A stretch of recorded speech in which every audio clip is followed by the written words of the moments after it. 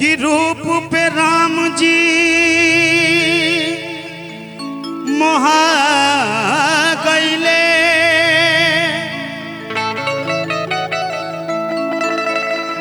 रूप पे कृष्ण जी लुभा गईले, कि रूपवा के ऐसन अरे हवा चलल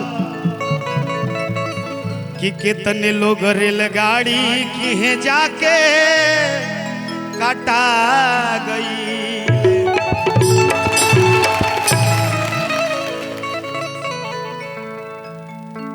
ऐसा ही एगो लड़का एगो लड़की के देख के आ पहिल के मुलाकात में दिले दे बैठता, यहाँ तक कि अपन किडनी गुर्दा कुल ही दे देता।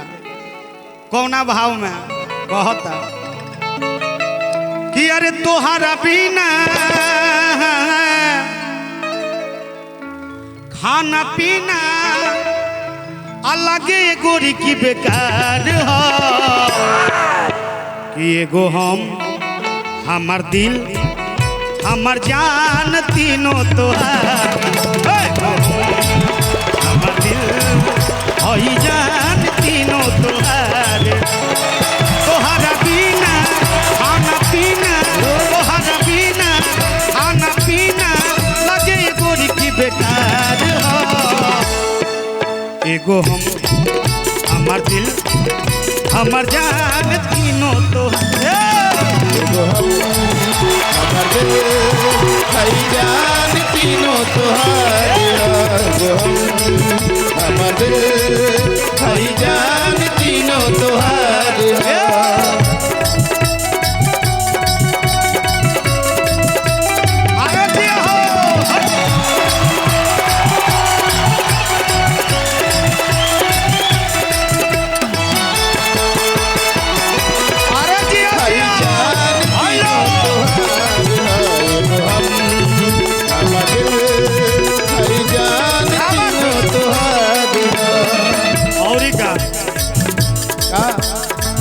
जब से देखले बानी ये रानी तोहरी चढ़ल जवानी हो, जब से देखले बानी ये रानी तोहरी चढ़ल जवानी हो, ठीक से ना हम खाना खानी ना पीले पानी हो, ठीक से नहीं खाना खानी ना पीले पानी हो।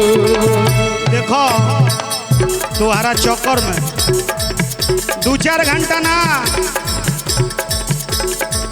तोहरे फेरा दोनों बेरा, तोहरे फेरा दोनों बेरा दिल हमार बेकरार हो, एगो हम हमार दिल हई जान तीनों तो, एगो हम हमार दिल हई जान तीनों तोहार, एगो हम हमार दिल हई जान तीनों तोहार। क्या बात है?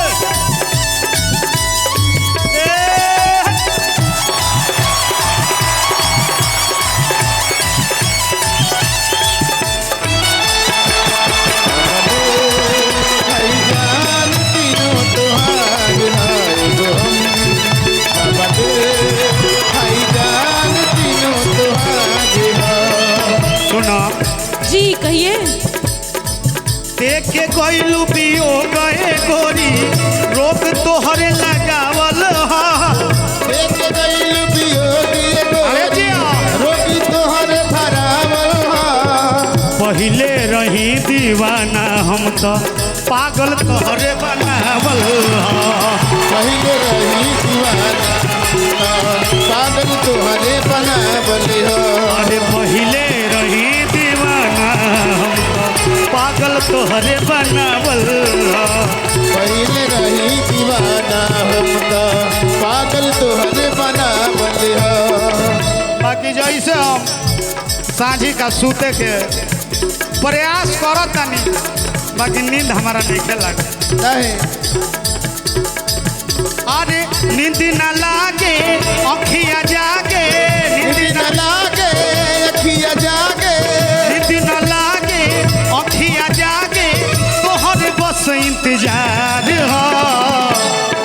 तो एगो हमर दिल होई जान तीनों तोहार। हमर दिल भाई जान तीनों तुहार हो। एगो